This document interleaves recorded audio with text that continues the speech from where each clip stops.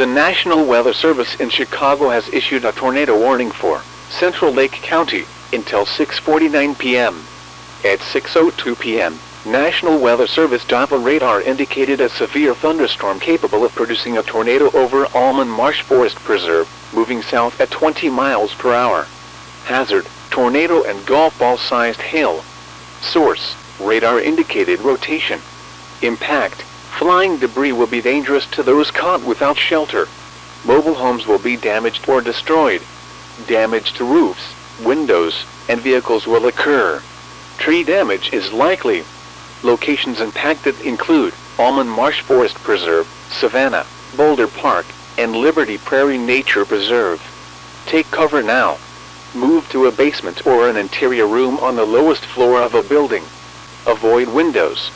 If you are outdoors, in a mobile home, or in a vehicle, move to the closest substantial shelter and protect yourself from flying debris.